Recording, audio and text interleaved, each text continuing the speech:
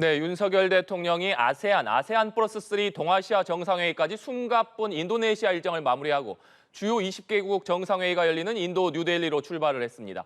한편 북한 김정은 국무위원장과 푸틴 러시아 대통령이 조만간 만날 것이라는 전망이 잇따르고 있는데요. 회담 장소로는 러시아 블라디보스토크가 거론되고 있습니다. 자세한 내용들 김인환 이화여대 정치외교학과 교수와 자세히 알아보겠습니다. 교수님 어서 오십시오. 안녕하세요. 네. 먼저 어제 있었던 윤석열 대통령과 리창 중국 총리 간 회담부터 좀 짚어보겠습니다. 아세안 관련 정상회의 계기로 어제 리창 중국 총리와 윤석열 대통령이 만나서 회담을 했는데 한중 간 최고위급 인사들이 만난 것은 10개월만 아니겠습니까? 어떤 의미가 있다고 보면 되겠습니까? 이번에 만나서 이게 윤석열 대통령이 리창 중국 네. 총리를 만나서 이제 메시지를 전달한 게 북한 문제가 한중 관계의 발전에 걸림돌이 돼서는 안 된다라는 말을 했는데 이 발언에서 저는 이제 두 가지 점이 중요하다고 생각을 합니다. 첫 번째는 우리가 먼저 한국이 중국을 적대시할 의도는 전혀 없다라고 하는 것을 분명히 한 거고요. 이제 혹자는 이제 한국의 외교가 이번 윤석열 정부 들어서 미국과 일본과 굉장히 밀착되어 가고 있고 그 예를 들어서 윤석열 정부의 선거 공약에서 나타난 것도 그렇고 뭐 작년에 발표된 인도태평양 전략에서도 그렇고 또 올해 초에 발표된 그 국가안보 전략에서도 이 미국이 제일 먼저, 그다음에 일본이 그다음에 나오고 중국이 후순위로 나왔거든요. 그래서 이 중국이 이게 적대시하는 거야? 중국이랑 너무 멀어지는 거 아니야?라고 이제 어떤 사람들이 걱정을 이렇게 많은 사람들이 하고 있는데 꼭 그렇지는 않다. 중국이라고 하는 나라가 경제적으로도 한국과 굉장히 여전히 가깝고 물론 최근에 이제 무역 적자가 벌어지기 생각하고 이런 문제가 있지만은 가장 큰 시장이고 가까운 시장이고 또 오랜 기간 동안 한국이 투자를 해왔던 곳이고 교류도 활발하고 그러니까 절대 적대시할 생각 없다. 그리고 또 중국이 북한에 대해서 비핵화 문제에 대해서는 가장 영향력을 행사할 수 있는 국가이기 때문에 우리는 동반자로서 한국과 중국은 동반자로서 계속해서 나아가야 된다는 것을 먼저 말한 것 같고요. 두 번째로는 역시 중국에게 북한을 너무 감싸지 말고 국제사회 리더로서 특히 상임이사국 유엔 안보리의 상임이사국으로서 책임을 다해야 된다. 지금 한국과 미국, 일본이 가까워지고 있는데 이것은 북핵 때문이니까 북핵이 지금 속된 말로 갈 때까지 지금 가고 있는 상황인데 중국이 그 역할을 하면서 북한으로 하여금 좀 순화된 행동을 할 수 있도록 비핵화의 적이 나와야 된다. 거기에 중국이 건설적인 역할을 해달라라고 하는 그런 당부. 그것으로 저희가 좀 읽힐 수가 있겠습니다. 네, 말씀해 주신 대로 뭐 한미일 정상회의 등을 통해서 한미일 간의 관계가 더욱 공고해지면서 중국과의 관계가 좀 멀어지는 것 아니냐 이런 우려가 있었는데 윤석열 대통령이 리창 총리에게 한중일 정상회의가 이른 시일 내에 한국에서 열릴 수 있도록 좀 협조해달라 이렇게 요청을 했고 리창 총리도 적극적으로 호응하지 않았습니까? 네. 연내 한중일 정상회의가 우리나라에서 열릴 수 있을 것으로 보시는지 만약에 열린다면 또 어떤 의미가 있다고 볼 수 있을까요? 글쎄요, 이제 한중일 정상회담을 제안한 것은 이번에 한미일 정상 그 3자 회담을 통해서 윤석열 대통령이 많은 어떤 외교적 자신감을 얻었고 이제 한국의 목소리를 이제 한중일 관계에서 내겠다는 그런 의도가 보입니다. 특히 지금 일본과 중국 간에 뭐 그렇게 크게 움직임이 없기 때문에 여기서 분명히 한국이 움직일 수 있는 공간이 생겼으니까 여기서 주도적 역할을 하겠다라고 하는 그런 의사로 보이는데 다만 올해 한중일 회의가 과연 열릴까? 그렇다면 저는 좀 회의적으로 볼 것 같아요. 일단은 벌써 이제 9월로 넘어가고 있고요. 리창 총리가 적극적으로 호응하겠다라고 말은 했지만은 사실은 이것은 좀 외교적인 수사로 그냥 들리는 것도 사실입니다. 특히 지금 한중 관계 또 일중 관계에서 어떤 돌파구 같은 것은 보이지 않고 있는 그런 상황이기 때문에 한중일 회의가 어떤 그 구체적인 만남으로 이어질까? 요거에는 조금은 저는 개인적으로는 좀 회의적인 생각을 가지고 있습니다. 한편 윤석열 대통령이 한 아세안 정상회의 또 아세안 플러스 3 정상회의에서 특히나 최근에 부각되고 있는 북한과 러시아 간의 군사협력 가능성에 대해서 강한 경고의 메시지를 보냈습니다. 이건 어떤 의미가 있다고 봐야겠습니까? 이제 미국이 북한과 러시아 간의 접촉에 대해서 매우 민감하게 반응하고 있는 것은 사실입니다. 무엇보다 가장 큰 이유는 지금 북한이 러시아에 대해서 이제 무기 수출을 하겠다는 것이고 그렇다면 러시아의 대우크라이나 전쟁 능력을 강화시켜서 지금 전쟁이 그나마 또 이때 고착화되어 있는 전쟁이 더 장기화되지 않을까라고 하는 그런 이제 미국은 걱정을 하는 거죠. 그래서 이번에 윤석열 대통령의 이제 경고 메시지도 분명히 같은 맥락으로 봐야 하고 또 미국과 보조를 맞춘 것이라고 이해를 할 수가 있겠습니다. 한국한테 있어서도 사실은 북한과 러시아 간의 이제 이런 군사 협력은 네. 위협적으로 다가올 수밖에 없습니다. 두 가지 측면에서 그런데요.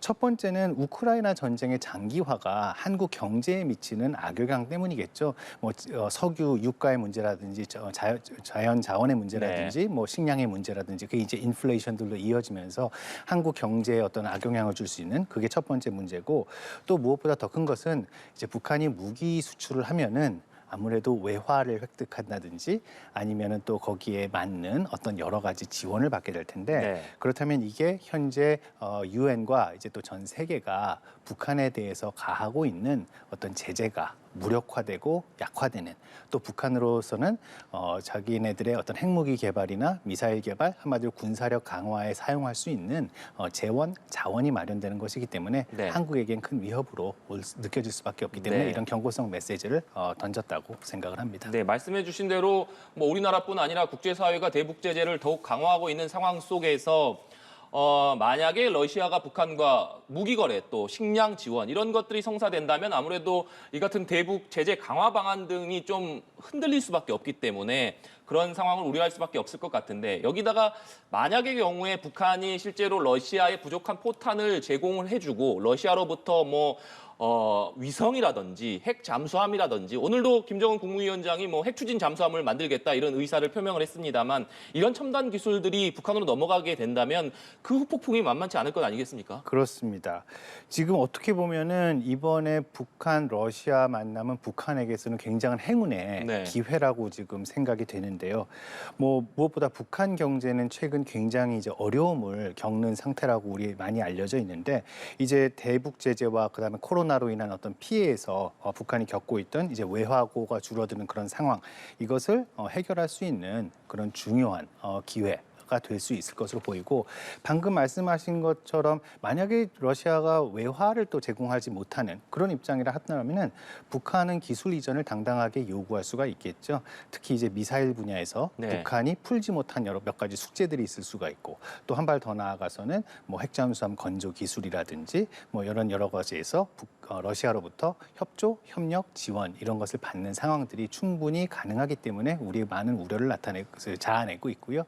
그다음에 또 하나 걱정되는 점이라면 사실 대북 제재 통해서 사실은 그 석유와 관련된 네. 제품들이 북한으로 들어가지 못하고 있기 때문에 북한으로서는 지금 에너지난 이런 것들을 겪고 있는데 러시아 같은 경우는 또 자원 부국이기 때문에 뭐 직접적인 판매가 아니더라도 어떤 우회적인 제재의 우회를 통해서 이것이 전달된다면 북한으로서는 또 이런 에너지 위기마저 해결할 수 있고 또 러시아는 또 뭐 농산품도 많이 만들어내는 나라이기 때문에 식량 문제에 있어서도 북한이 어떤 기회를 보지 않을까라고 하는 그런 예상을 해볼 수 네. 있습니다. 저희가 자연스럽게 북러 정상회담 관련 내용으로 좀 넘어왔는데 그러니까 다음 주에 북러 정상회담이 열릴 가능성이 상당히 높습니다. 코로나가 발병한 이후에 계속해서 북한 내부에서 두문불출했던 김정은 위원장이 해외로 나오는 것도 사실상 이번이 처음이고 장소로는 지금 블라디보스토크가 알려지고 있습니다만 엊그제 국정원 발표에서도 그렇고 장소라든지 날짜, 이동 방식이 공개됐기 때문에 아예 전혀 다른 방식과 경로를 택할 가능성도 좀 제기되거든요. 이 부분 어떻게 보십니까? 지금까지 워낙 준비 과정이 굉장히 비밀리에 네. 이루어졌었잖아요. 그래서 우리도 사실은 어디서 아직 열리는지 정확한 날짜도 아주 구체적으로 사실은 알기가 힘든데, 근데 지금 이제 뭐 백악관에서 뭐 북한과 러시아 간의 이런 회동 기회가 지금 무기 협상이 진전되고 있다. 뭐 푸틴과 김정은이 만날 것이다. 이런 얘기들이 나오고 서방이 이런 것들을 밝히면서 지금 뭐 이게 공개가 되기 때문에 이거 변경하거나 이런 것이 있을 수 있지 않겠느냐라는 그런 예상을 하는데 글쎄요 이번 9월 달에 블라디보스톡에서 만나는 그 일정과 장소가 글쎄 바뀔 가능성은 좀 낮지 않느냐. 네. 왜냐하면은 이미 준비 과정에서 북한 측 인사들이 이제 현장을 방문을 했고 그러면은 보안 문제를 벌써 의논을 했을 거고 또 의전 문제도 사실 어느 정도 얘기가 됐을 텐데 그렇다면 이제 와서 또 이것을 다시 뒤엎고 바꾸기는 시기상 그다음에 시간상 이것이 어렵지 않을까라는 그런 예상을 조심스럽게 해봅니다. 네, 블라디보스토크 외에서 다른 장소에서도 열릴 수 있는 것 아니냐 이런 관측들도 나오고 있습니다만 교수님께서는 아무래도 블라디보스토크에서 열릴 가능성이 좀 더 높다 이렇게 보고 계시는데 앞서서도 저희가 북러 정상회담에서 어떤 내용들이 좀 다뤄질까 잠시 짚어봤습니다만 실제로 러시아가 지금 우크라이나전을 계속하고 있는데 북한으로부터 만약에 부족한 포탄을 제공받는다면 북한으로서도 어떻게 본다면 감접적으로 우크라이나 전쟁에 참여하게 되는 셈이 되기 때문에 국제사회로서 안 그래도 압박을 받고 있는 북한이 더욱더 큰 압박에 직면하지 않을까 이런 생각이 또 들고 러시아로서도 지금 이런 평가도 있지 않습니까? 극동에 있는 작은 나라인 북한의 손을 벌려야 될 정도로 러시아의 좀 위상이 좀 추락한 것 아니냐 이런 분석들도 나오더라고요. 이 부분은 어떻게 보고 계십니까? 이제 러시아의 경우는 사실은 우크라이나 전쟁을 시작할 때 이렇게 오래 갈 거라고는 예상을 못한 상태고 그래서 여러 가지 피해가 있고 그러니까 지금은 사실 여기저기서 기회가 있다면은 어떠한 원조들을 받고 있는 그런 네. 상황이거든요. 지금 중국에서부터도 원조를 받고 있고, 그다음에 또 이란에서도 무기를 이제 수입해가지고 사용을 하고 있고, 북한으로부터의 무기 구입을 주저할 이유는 전혀 없을 것 같아요. 네. 몇 가지 이유가 있는데, 북한 같은 경우 일단 재래식 워낙 오랫동안 이렇게 군사화의 박차를 가해 왔으니까 일단 무기고에 일단 오래된 포탄들이 쌓여 있고, 또 하나 러시아로부터 좋은 점이라고 한다면은 이게 다 사실 소련제든지 네. 아니면 소련의 그 기술을 이용했다든지 뭐 그 디자인을 이용해서 했기 때문에 사실 지금 러시아가 사용하기에는 굉장히 호환성이 높은 그런 무기가 되거든요. 네. 과연 실제로 전장에서 어떻게 사용되고 어떤 파괴력을 나타낼지 과연 쓸만한 것인지에 대한 거는 우리가 좀 더 지켜봐야 되겠지만은 러시아로서는 어떻게 보면 상당히 이게 매력이 있는 네. 구매처가 될 것이라고 생각을 하고요. 지금 미국도 그렇고 한국도 그렇고 많은 나라들이 지금 북한과 러시아 간의 무기 거래에 대해서 불편한 기색을 나타내면서 반대하고 그다음에 경고성 발언을 네. 내는 거는 아무래도 이 러시아의 전쟁 수행 능력이 보강되는 것을 이제 싫어하기 때문인 거죠. 이제 미국의 입장에서는 러시아가 빨리 이제 전쟁에서 이제 러시아에게 불리한 상태로 이 전쟁이 끝맺음 지는 게 가장 미국에게는 그다음에 서방에게는 좋은 것인데 네. 이것이 또 장기화되고 이런 것은 바람직하지 않은 것이 있고요. 그다음에 아까도 말씀을 드렸지만은 아무래도 유엔 제재가 역시 북한에 대해서 계속 가동하고 있는 중이잖아요. 근데 북한이 이런 어떤 무기 거래를 통해서 외화 획득을 한다든지 아니면 여러 재원을 받는다든지 하는 것은 전 세계가 지금 벌이고 있는 유엔 제재에 대한 무력화 약화 네. 이런 것이기 때문에 뭐 한국을 비롯한 모든 나라들이 여기에 대해서 지금 반대하고 경고의 목소리를 내고 있다고 말씀드릴 수 있겠습니다. 네. 그리고 내일은 북한 정권 수립 75주년이 되는 구구절입니다. 경축 행사에 뭐 열병식도 지금 예고되고 있습니다만 중국과 러시아 대표단이 참석할 예정이라고 하는데 그러니까 이렇게 중국과 러시아 대표단이 참석하는 것을 놓고 북중러 간 동맹을 과시하는 것이다. 혹은 또 북한과 중국, 러시아 간 군사 협력을 강화하기 위한 목적이 있을 것이다. 여러 가지 해석이 나옵니다. 교수님은 어떻게 보십니까? 이번에 이제 북중러 협력, 그러니까 중국, 러시아, 북한의 협력 강화는 네. 분명히 한국, 미국, 일본이 이 협력이 강화되는 것에 대한 대응적인 성격도 있어요. 물론 이제 각각 개별의 국가에 또 나름의 시급한 그런 사정이 있겠지만 러시아 같은 경우는 미국이 우크라이나를 지원하는 것에 대해서 반대하고 있고 그리고 또 우크라이나 전쟁에 대한 그 비난책으로서 제재를 가하고 있는 것에 대해서 항상 불편함을 네. 느껴왔고 중국 같은 경우는 한미일 협력이 강화되면서 포위되어가는 그런 고립감을 느꼈고 북한도 마찬가지로 뭐 제재와 그런 한미일 협력 강화에서 느끼는 어떤 고립감 이런 것들이 있어서 이번에 중국과 이제 여기에 대한 반발과 대응으로 북중러 협력이 강화되는 것은 뭐 분명한 것 같습니다. 근데 이제 이것이 과거 이제 냉전 시기서부터 반복돼 왔던 한미일 한 축, 그다음에 북중러의 다른 축, 네. 이 대립각이 이제 재현되는 것이다라고 이렇게 말씀을 하시는데 맞습니다. 근데 이거는 냉전 시기뿐만이 아니고 탈냉전 시기 때도 계속 중간중간 우리가 이것을 봐왔던 것들이거든요. 여기에 대해서 이제 우리 같은 경우는 이제 당황하지 않고요. 전체적인 능력으로 봤을 때 한국과 미국, 일본 이 3국의 협력이 북한, 중국, 러시아 3국의 협력보다 더 강하다는 것을 먼저 우리가 인식하고 네. 미국, 일본과 이제 북중러에 대한 대비, 그다음에 대응 이런 것들을 조율해 나가면서 준비하는 것이 중요하다고 생각을 합니다. 그리고 북한이 정권 수립 기념일을 하루 앞두고 오늘 전술 핵 공격 잠수함을 공개를 했습니다. 그러니까 여기에는 뭐 잠수함 발사 핵탄두 탑재가 가능한 잠수함 발사 탄도 미사일을 발사할 수 있는 발사관이 있고 또 핵 어뢰도 발사가 가능할 것이다 이런 전망이 나오는데 물론 우리 군 당국에서는 이것이 기만 전술일 수 있다 정상 운용이 불가능할 것이다 뭐 이렇게 평가를 하고 있습니다만 실제로 뭐 김정은 위원장이 핵 추진 잠수함도 만들겠다 이렇게 공언을 하고 있는 상태고 전술핵 공격이 가능한 잠수함을 북한이 처음으로 만들었다는 것 어떤 의미가 있다고 봐야겠습니까? 북한이 우리가 핵 개발과 더불어서 지속적으로 노력하고 있는 것이 소위 말한 미사일 개발, 그러니까 투발 수단의 그 다변화거든요.